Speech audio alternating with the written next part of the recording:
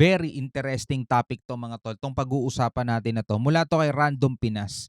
Ito yung mga space facts na hindi natin alam kung ikaw alam mo ba, ako alam ko ba, ngayon lang natin 'to maririnig.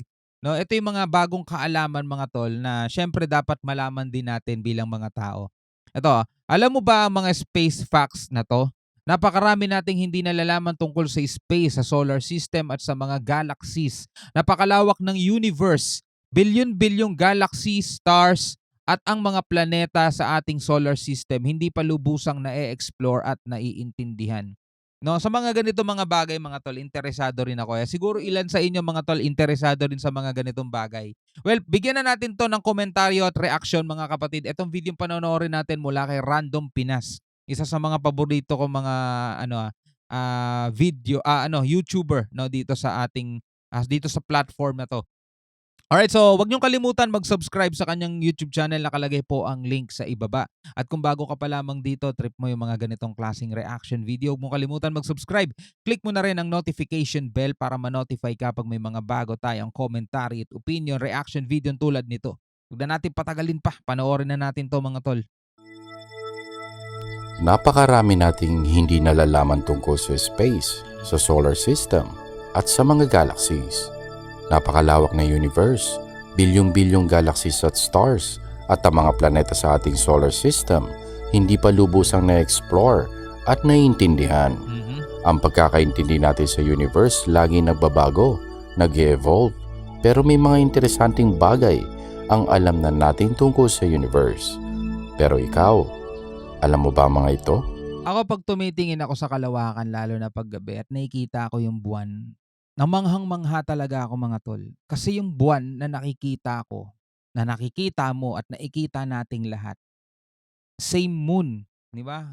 Yun pa rin yung buwan na natatanaw dati ng mga sinaunang tao, ng mga apostol, ng Panginoong Jesus, di ba? Yun yung buwan na nakikita nila nung unang panahon mga tol. At yun pa rin yung buwan na nakikita natin hanggang ngayon. O, di ba nakakamangha mga tol? Kung iisipin natin, napakatagal na nung buwan na nandiyan mga tol, di ba? Ang galing eh. Kung maglalakbay ka sa isang di kilalang lugar, may darating na di inaasahang problema, at dahil walang tulong ang darating sa iyo sa space, alam mo dapat solusyonan ang mga ito. Kahit ang Apollo missions hindi ligtas sa mga problemang yan. Ilang problema din ang kanilang hinarap. Pero may isang problemang hindi nila inaasahan. Ang moondust. Ang moon ay napapalibutan ng pinong-pinong malapulbos na substance. Sa unang tingin ay mukhang hindi naman ito nakakasakit. Kung iisipin kasi ay alikabok lamang ang mga ito. Ngunit nadiskubre ng mga astronaut na delikado pala ang mga ito. Ang moondust ay nabuo dahil sa mga micrometeorite impacts na siyang nagpulverize sa lunar surface. At dahil sa walang hangin at iba pang natural elements sa moon na siya sana magiging dahilan ng pag-erode ng maliliit na particles na ito, nananatiling matalim ang moondust. Ang moondust naging dahilan ng malfunction ng ilang parte ng spacesuits at iba pang equipment. Halimbawa ay sa moonwalk, nahirapan ang mga astronauts sa paggalaw dahil sinisira ng moondust ang mga joints ng spacesuits. Masyado itong corrosive. Pumasok pa ito sa 3 layers ng Kevlar-like material sa boots ng isang astronaut. Mas nagpalala pa ay electrostatic ito, kaya't kumakapit ito saan man siya dumikit. Kaya't pagkatapos ng moonwalk, ang mga spacesuits ay napapalibutan ng itim na buhangin na amoy at mukhang gunpowder. At dahil sa imposibleng hindi ito maisama pabalik sa lunar module, ay malaking problema ito para sa mga astronauts. Matindi ang naging epekto nito sa Apollo 12 mission, kaya't napuwersa silang hindi magubad ng helmet. Ito'y para hindi pumasok ang moondust sa kanilang mata at baga. Are we alone?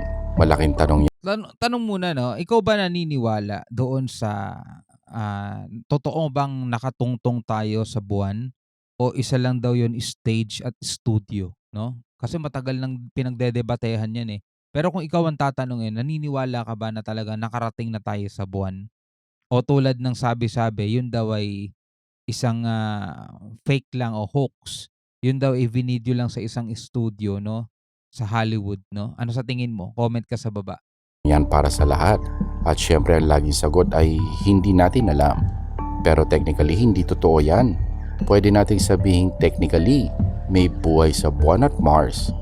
Kapag ang NASA at iba pang space agencies nagpapadala ng tao o kahit anong bagay sa space, dumadaan ito sa matinding sterilization. Pag tinatanong na are we alone? Ako laging sagot ko, hindi. Mga tol. Hindi naman lingid sa kaalaman natin mga tol, 'di ba? At kung babasahin natin ang Bible, kung naniniwala ka lang naman sa Bible, hindi lang tayo mga tao ang nilikha ng Panginoong Diyos. May mga nauna pa nga sa atin eh. Andiyan dyan na yung mga anghel bago pa man likhain si Adan at Eva eh. May mga kasama na siyang libo-libo, milyon-milyon na anghel mga tol. Eh yung mga yun, 'di ba? So kung iisipin mo, hindi tayo nag-iisa mga tol. Merong iba pang nilikha. May mga fallen angels pa nga nakasama natin dito sa mundo eh, mga masasamang espiritu, 'di ba? Meron yung mga yan mga tol, totoo yung mga sinasaniban. Kasi kahit ang Panginoong Hesus mga tol nagpalayas ng mga masasamang espiritong sumanib sa isang nilalang mga tol. Totoo yung mga ganong mga bagay. Kaya kung are we alone? Hindi, meron pang iba. Ito'y para hindi natin makontaminate ang ibang lugar sa space. Pero may depekto ang prosesong ito. Sa sterilization ay maalis nga mga bakterya at iba pang microbial life forms. Ngunit nagpo-provide din ito ng perpektong kondisyon para sa mga bakterya na kayang mabuhay sa space. Sa madaling salita, ay naalis natin halos lahat. Pwera lang ang mga life forms na malaki ang chance na mabuhay sa space. Pero hindi dahil sa nakarating ang mga extremophiles na ito sa Moon o Mars ay makakita na tayo sa future ng Martians o Moonsians. Malamang kasi ay mamatay din ang mga ito at hindi na mag-evolve. Gayunpaman dahil dito ay technically pwede nating sabihing mali na sa Earth lang may buhay sa buong universe. May na-discover pa nga mga tol may nabubuhay sa mismong lava, sa vulkan. Volcanic lava. Pero yung tindi ng init nun, may nabubuhay na mga bakterya doon. Mula nang madiskubre ang Saturn, ang mga tao ay mga mangha sa rings nito. Dahil dito kapansin-pansin ang Saturn kumpara sa ibang planeta. Pero mula noong 1970, nadiskubring hindi pala nag-iisa ang Saturn. Sa ngayon ay alam na nating lahat ng gas giants sa ating solar system ay merong ring. Unang nadiskubring may ring ang Saturn, tapos ang Uranus, Jupiter, at ang Neptune. Bukod sa Saturn, ang mga ring system kadalasang binubuo ng dust at particles, kaya't mahirap itong makita. Pero may isang bagay sa solar system na kilala ring may ring at hindi ito planeta, dwarf planet o moon. Ito ay classified bilang Centaur. Ang Centaur ay isang minor planet na nag-orbit sa Sun. Sa pagitan ng Jupiter at Neptune, may isang Centaur, kilala bilang 10199 Chariklo. Yan ang pinakamalaking Centaur na nadiskubre sa ngayon at meron din itong rings. Kauna-unahan ito sa kanyang uri. Bago pa man siya madiskubre ay pinaniniwala ang imposible magkaroon ng rings, ang mga small bodies sa space. Ngayon ko lang nalaman yan Isa sa pinaka nakakabanghang bagay sa space ay ang weightlessness. Kakaibang pakiramdam siguro ang palutang-lutang na walang struggle laban sa gravity. Pero ang pagkawala ng bigat ay nagdudulot ng hindi normal na epekto sa katawan ng tao. Tama. Halimbawa ay hindi ka pwedeng dumighay sa space. Kaya tayo dumidighay ay dahil sa pumapasok ang hangin habang kumakain at umiinom tayo. At hindi gusto ng tiyan natin ang hangin kaya tinutulak niya ulit ito palabas. Ang pagkain at liquid ay nananatiling nasa ilalim at ang gas ay napupunta sa ibabaw dahil yan sa gravity.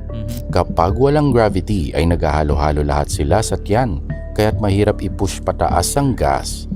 Kaya't imbis sa dumighay, ikaw ay masusukan ng kaunti. Ang tawag dyan ay wet burp. Isa pang nakakairitang epekto ng walang gravity ay ang pag-ihi.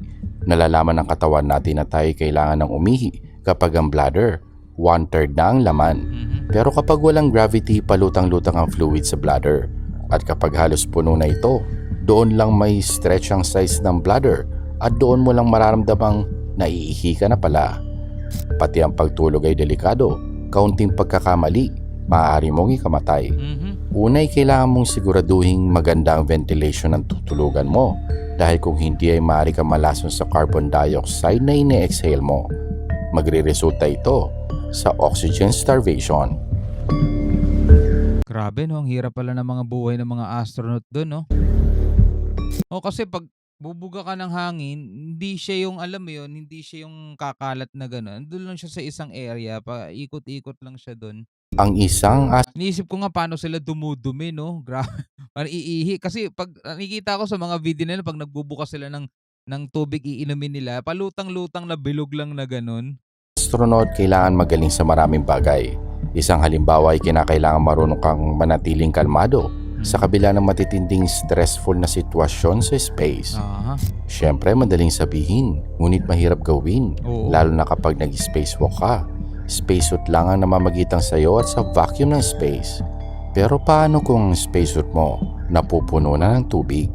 Ganyan ang nangyari sa isang Italian astronaut na si Luca Parmitano habang gumagawa ng repairs sa ISS noong 2013. Napansin niyang unti-unting napupuno ng tubig ang kanyang helmet. Nireport niya ito sa ground at hindi nila mahanap kung saan ito nanggagaling. Agad namang inabort ang mission dahil maaaring malunod siya sa sarili niyang spacesuit. Kalaunan ay nalamang ang liquid cooling system ng suit ang dahilan nito, at dahil well-trained si Parmitano ay nanatili siyang kalmado sa pangyayaring ito kahit pa posibleng siya ang maging kauna-unahang tao na nalunod sa space. May ilang foreign body na ang nakunan mula sa surface. Andyan syempre ang Moon, ang Mars at ang Venus. Ito pa ang isa. Kinunan nito noong 2005 mula sa surface ng pinakamalaking moon ng Saturn, ang Titan. Interesanting lugar ang Titan. Gaya ng Earth, meron itong lawa at mga ilog. Pero hindi gaya ng Earth na puno ng tubig. Ang Titan ay puno naman ng liquid ethane, methane at propane. Ang average na temperature sa Titan ay negative 180 degrees Celsius. Sa sobrang lamig ay nananatili lamang functional ang probe sa loob ng 90 minutes at nakapagpadala lamang ng iisang litrato. Ang atmosphere ng Titan ay may makapal na ulap, mas dense ng ilang ulit ang atmosphere nito kumpara sa Earth, at mas mahina ng ilang beses ang gravity kumpara sa atin. Kung 80 kilos ka dito, 12 kilos ka lamang sa Titan. Theoretically, kung mabubuhay ka sa Titan, kung meron kang wingsuit, dahil sa dense ng atmosphere at maliit na gravity, ay makakalipad ka kung iwawagayway mo lamang ang iyong mga braso. Aba.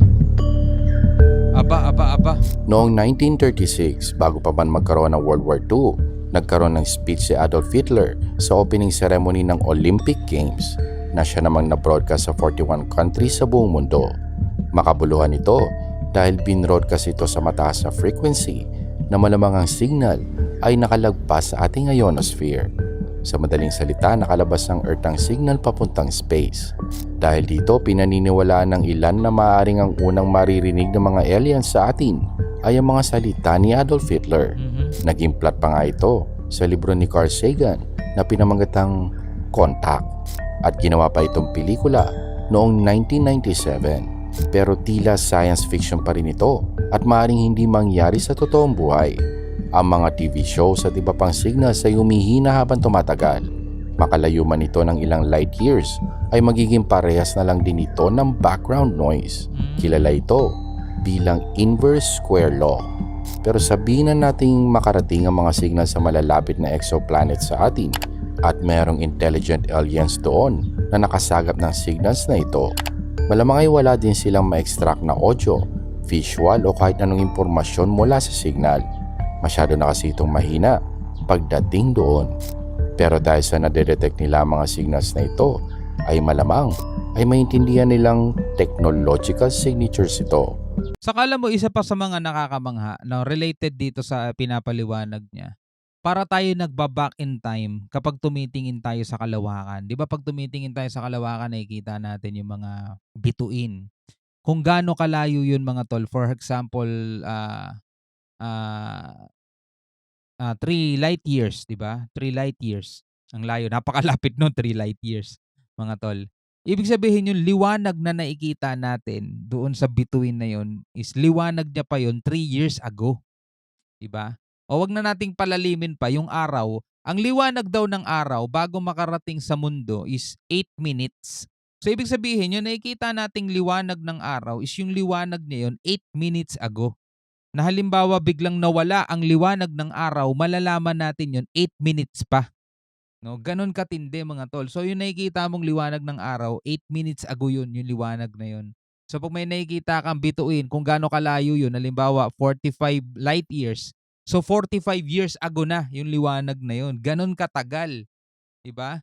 So kung halimbawa planeta, sinilip mo sa telescope, tapos kung matindi yung telescope mo at makikita mo yung halimbawa may planetang may mga buhay din, for example, may mga buhay din, 45 years ago na yung makikita mo dun mga tol. Ganun katindi, 'no? Minsan nakakabaliw isipin pero yun ang katotohanan, eh. Signals na hindi natural na napoproduce sa space na siya makakasagot sa kanilang tanong kung sila ba'y nag-iisa sa universe. Orbital debris, mga hindi na napapakinabangang bagay na nag-orbit sa Earth. Nagiging malaking problema na ito. Sa ngayon, nasa mahigit 600,000 na debris na mas malaki sa 1 cm ang tinatrack. Nasa 30,000 dito ang more than 1 decimeter wide, pero daang-daang milyong sa kanila ang sobrang liit para matrack. Ang delikado dito ay ang bilis ng galaw ng mga maliliit na debris na ito. Nag-orbit sila sa Earth sa bilis na 28,000 kilometers per hour. Grabe. Kahit maliliit na piraso ng paint ay delikado sa ganitong speed. Ilang space shuttle windows na din ang napalitan dahil sa damage sa dulot ng mga piraso ng paint na ito. Kadalasan kapag may debris na tatama sa isang spacecraft ay ginagawa nilang tinatawag nilang debris avoidance maneuver. Madalas ito nangyayari kahit ang ISS na isang buong space station ay gumagalaw ng ilang kilometro para maiwasan ang isang collision. Ang problema ay hindi na natin may babalik ang panahon. Kahit na tumigil pa tayo sa pagpapadala ng kahit ano sa space, magpapatuloy at mas lalong lalala ang problema.